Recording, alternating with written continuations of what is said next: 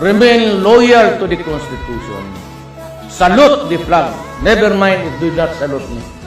We are all workers of government. It behoves upon you, it is your duty to protect the next generation. Huwag ninyong hayaan.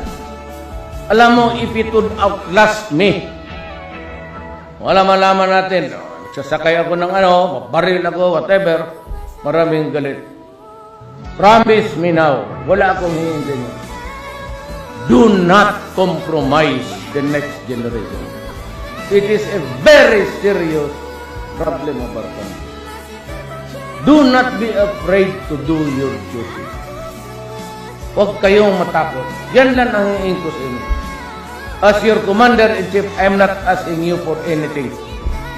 I am just asking you to be conscious na may next generation, yung mga anak ninyo